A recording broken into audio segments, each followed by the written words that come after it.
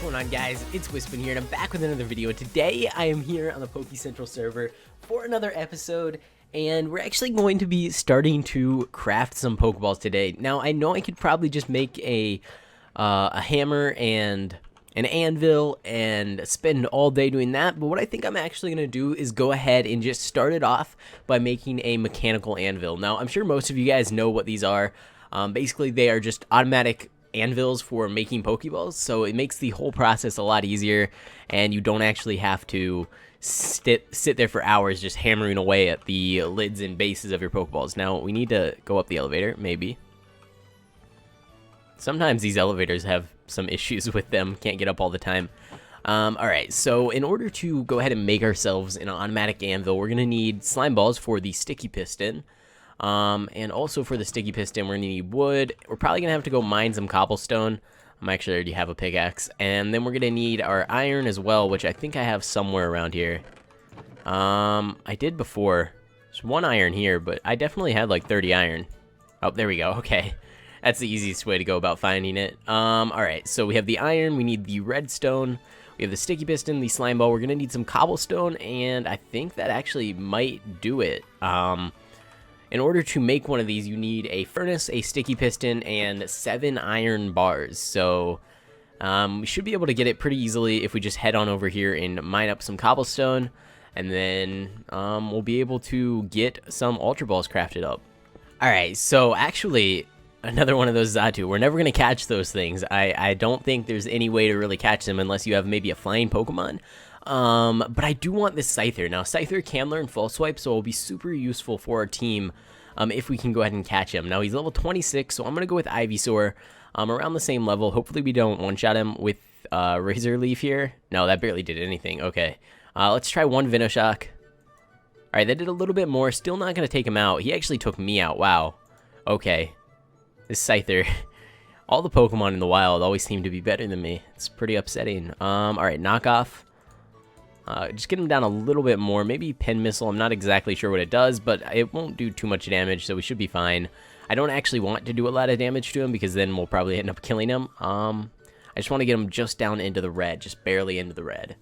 Alright, one more knockoff, and uh-oh. Okay, please don't die. Oh gosh, he's so close to dying. Okay, we're just gonna have to go with the Pokeball and hope that we can get him in it.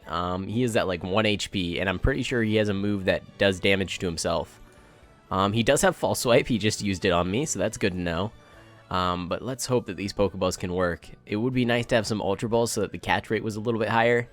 It doesn't look like we're gonna be able to catch him, I don't think, unless we get super lucky.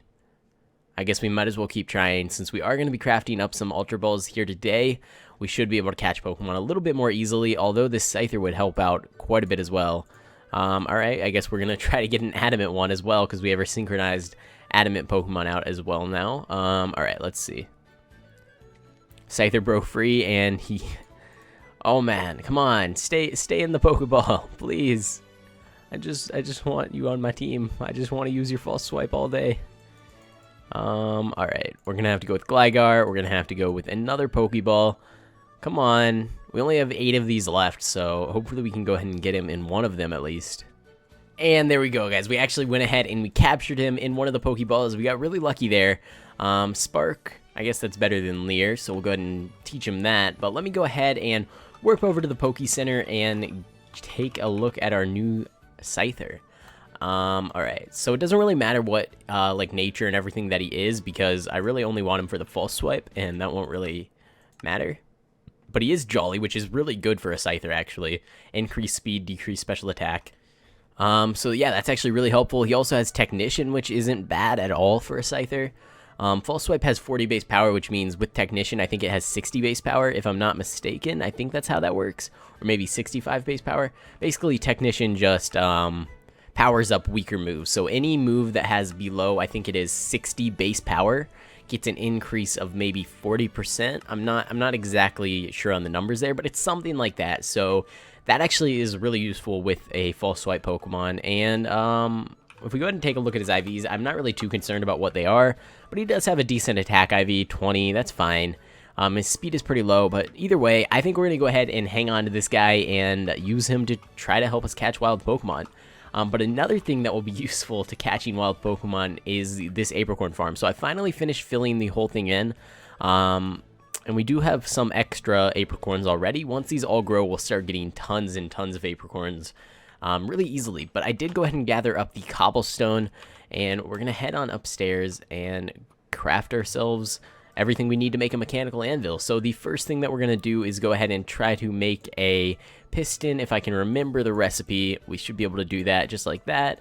We put the slime ball on top. We get ourselves the sticky piston. We're going to need to craft the iron bars, which we actually get 16, which is pretty useful.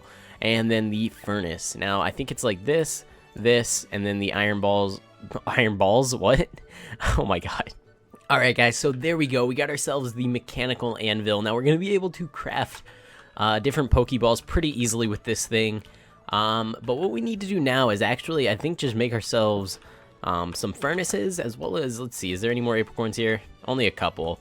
Alright, the rest of these trees should grow if I just kind of sit around here by my house for a little while. But what we're going to do is go ahead, craft a couple furnaces, and then go ahead and smelt down these apricorns. We don't have really all that many, but we should be able to craft at least a few Ultra Balls and get ourselves on the way to making some more Ultra Balls for us to use when we're catching Pokemon. So let me go ahead and craft up just another crafting table so I can put it down on this floor down here. Nope. Okay, these elevators, it's cool, but at the same time, they are very buggy. Like, I guess what I should probably do is make like a 3x3 or 2x3 platform here with elevators, just so it makes it a little bit easier to use them, because sometimes you go up 2 floors, sometimes you only go up 1 floor, sometimes they don't work at all. It's kind of a weird thing. All right, let's go ahead and just pop these down right here. We'll go ahead and toss in this here and this here, and actually we need to go up and grab ourselves the coal that we got yesterday while mining. All right, there we go. And nope, one floor, please.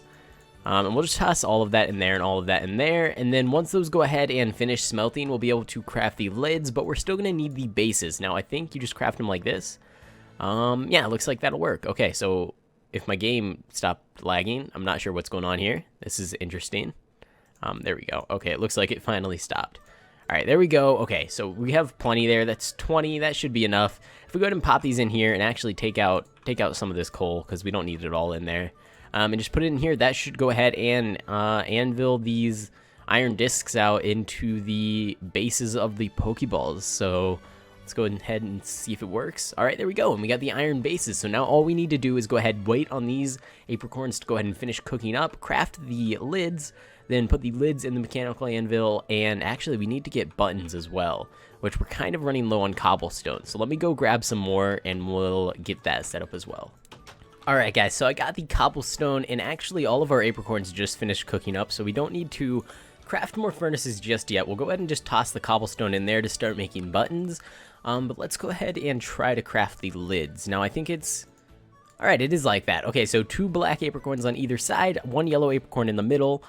We actually have more yellow apricorns than we do black at the moment, so that kind of sucks. But we got 5. Okay, that should be fine for now.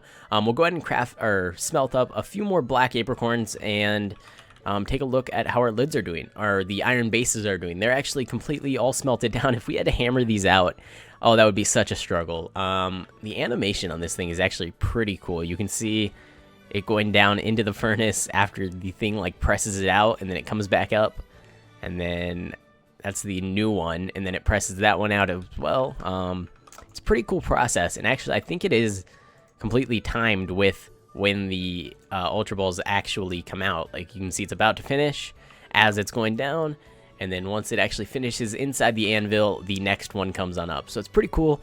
Actually, probably one of the coolest animations I've seen in Minecraft for a machine. Alright, there are a lot of Pokemon outside, actually. Tons of Pokemon always spawn around you if you're like busy building or doing something else apart from just running around trying to find Pokemon.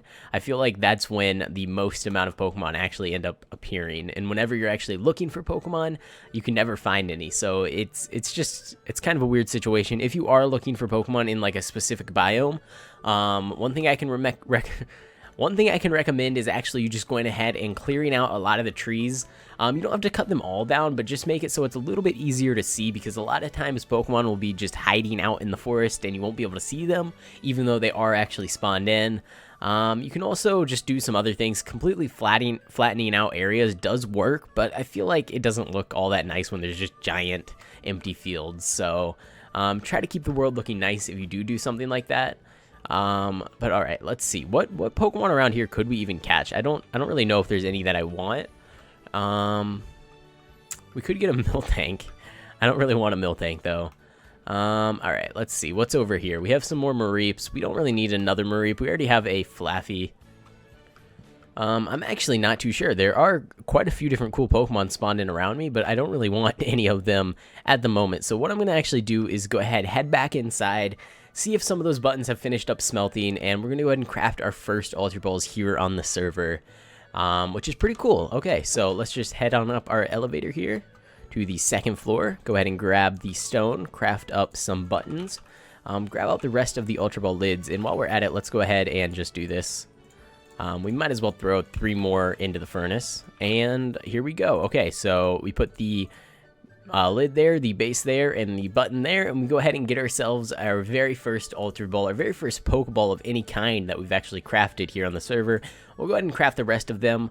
For now, let's just go ahead and grab ourselves one chest and just toss everything related to Pokeballs in it, just because why not? We'll go ahead and toss that in there and that in there, and I think that's actually all we have relating to them. I guess we could probably make another chest here and put apricorns in it. We'll just go ahead and put it right here, and we'll put all of our cooked apricorns there. Toss these yellow apricorns in the furnace just so they're smelted down, and that's pretty much all we have to do. So I'm going to go ahead and head upstairs and dump out my inventory into these different chests here, just so it's a little bit more clean, because I don't like having just random stuff scattered in my inventory.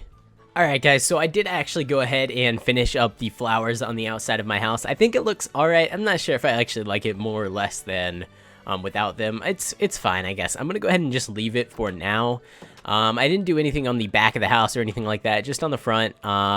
And then also I added a ton of lighting inside the house. I just kind of spammed torches everywhere, and I actually think that helps out a lot. I also changed up the windows up here. I know you guys probably don't really care, but I opened it up a little bit more, so now you can actually look out the window, which I think is nice, because before you couldn't actually get it up because it was 2 blocks high. So yeah, that's pretty much it for what I've done. But I did go ahead and vote as well, so let's head over to spawn and open up our vote crate. Kind of hoping I get one of the colored name tags pretty soon here out of these things. It's like a 1 in 100 chance, so hopefully we can get one someday. But let's go ahead and open up all of these. We actually just got 2 rare candies in a row, I think. A random Pokemon egg, which is pretty cool. And I'm not actually sure what else I'm getting. I think we just got some money. We got a couple Ultra Balls, and the last thing we got is some more money. Okay. So actually, if we go ahead and take a look at our balance, we're up to 13,000, which isn't too bad considering I haven't really tried making any money. It's basically all from the vote crate. But let's go ahead and open up this random Pokemon egg and see what we get. But before we do that, let's go ahead and actually just move our results off our team so we can actually see it right when it appears. So 3, 2, 1, go, and a Nidoran. Okay. I did have a shiny microscopic Nidoking on my last team, which I actually really enjoyed, so I don't really mind having a Nidoran. I don't have a Moonstone to evolve him anyways, and his nature actually isn't that bad. Increased attack, decreased special defense, that's perfectly fine. If we go ahead and take a look at his IVs, IV6, actually not too terrible. They're pretty bad. Not the worst in the world, but still not all that great. But yeah, okay, that's pretty cool. Let me go ahead and move the Nidoran up here and move the Ralts back down here. Now I'm going to just kind of walk around, maybe look for some different Pokemon that I might want to catch. And while I do that, I want to talk to you guys about some of your ideas for these servers. So in the last episode, I did go ahead and tell you guys, in order to enter for the giveaway for the random shiny egg, you had to go ahead and leave a suggestion. So a lot of the different suggestions I was seeing is an EV training area, warps to all the different biomes, or a safari zone. What else was there? Let me go check real quick. All right, a lot more items in the shop. Now, I think we should go ahead and do all 3 of those suggestions. They're not that bad. They're pretty good suggestions. The warp to the different biomes might be a little bit kind of counterintuitive because exploring the world is kind of part of Pixelmon. But I think at the same time, just adding warps to different biomes, it might help some people out, and it could be a pretty cool addition to the server. So I'll definitely consider doing that one, although it's I'm kind of on the edge with it because I'm not sure if I actually want to, or if I want to let players just kind of explore for themselves, help each other find biomes and things like that.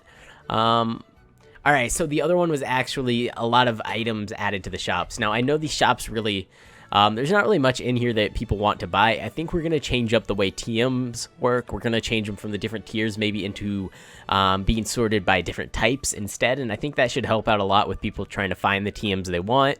Evolution Stone, someone requested adding the Oval Stone to the Evolution Stones, and I'll definitely get to work on doing that because it should have been in there from the start. And then just other like vanilla items like blocks and things, I think I'll probably add them as a buy shop. Probably not going to let you guys sell blocks and items because then there's a whole balancing issue with making sure that the money you get from selling blocks is kind of equal to the money you get from battling trainers and all that kind of different stuff. So probably not going to add selling, but definitely buying could be a cool thing to add and would help out a lot with building. Like if I added all the different colored stained clay, stone bricks and bricks and wool and all that different stuff, that could help out a lot with building and hopefully would make these server builds a lot better out in the wild. Not saying they're bad, just saying it would make it easier to build nice things if you guys have access to the blocks, and a little bit of an easier method than going out and destroying an entire mesa to get stained clay, for example.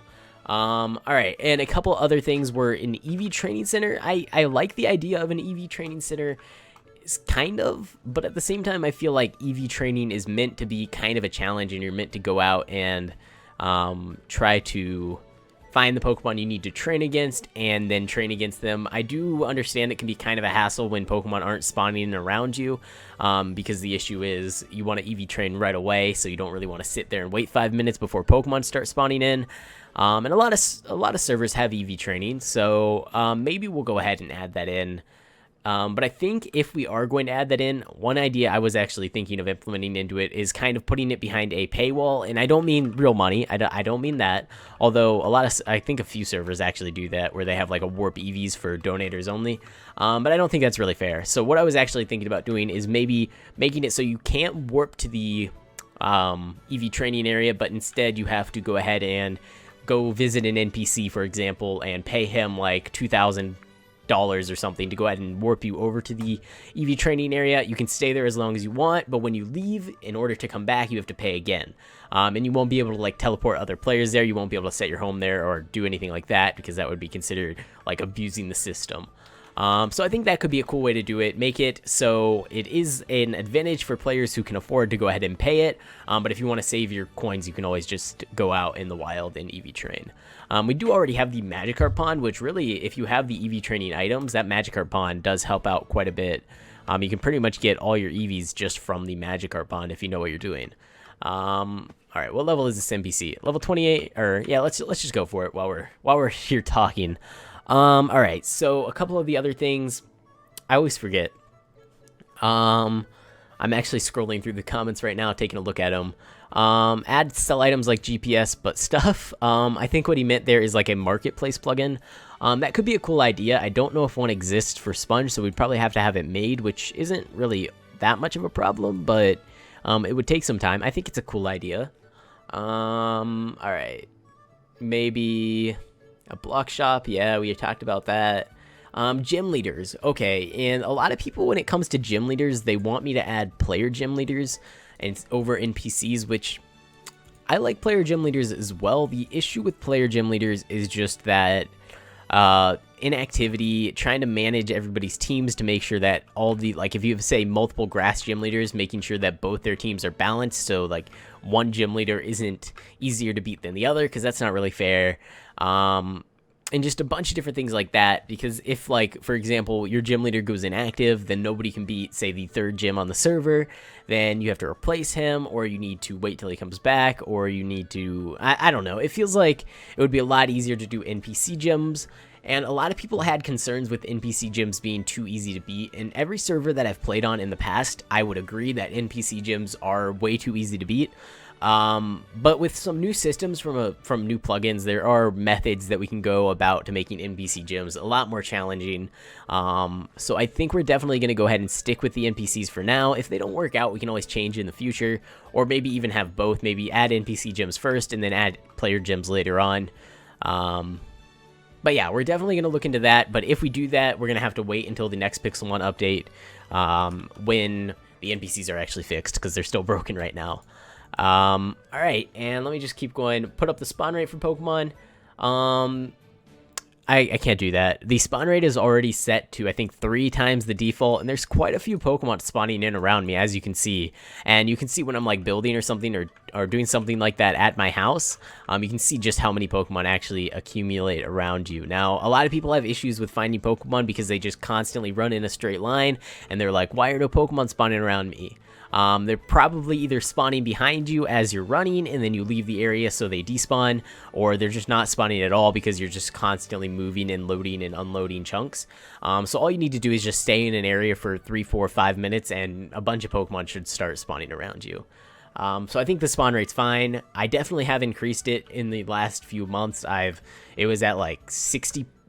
It's kind of hard to explain, but it was at like 60 base Pokemon, which doesn't mean 60 Pokemon in the world. It like multiplies it by the amount of players online or something weird like that. I'm not exactly sure how it works, but since then it went from 60 up to, I think it's at 120 now, so it's doubled over the last couple weeks, and I think it's fine now. Alright, let's see, what else is there in the comments? Alright, keep scrolling through these. Alright guys, so a couple of the other ideas. A casino, I really like that idea. I'm not going to go into too much detail on how we'd implement that, because I've actually been thinking about it for quite some time. So hopefully that can come to the server at some time in the future. Also, a normal shop, yeah, agreed. We probably need that. Let's see. Alright, more quests and things like that. Yeah, we're probably gonna add more quests. The reason that I haven't been adding them is just because NPCs are still broken and I want to wait for them to be fixed before we add more things. A training area. So basically, I think what that means is like spawners of some kind that go ahead and spawn decent level, like 50, 60, 70 Pokemon, in order to add an area for players to train a little bit easier.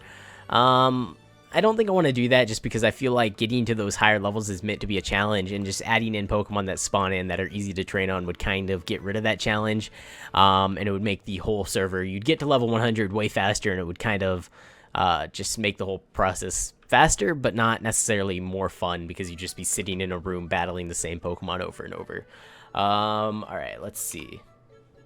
Oh, okay. A lot of people were saying make breeding free in the daycare, or lower the price, or make it so you can disable leveling while in the daycare. Now, the thing with that is breeding is meant to kind of cost quite a bit of money, because in the long run, breeding can get you some really overpowered Pokemon if you get 100% and whatnot. So I don't think I'm going to go ahead and actually do that, just because I do want it to cost as much money as possible. Now, one thing you can do if you want to get free breeding or really cheap breeding, I think if you get level 100s, I think every time you put your Pokemon in and out, it'll cost you 800.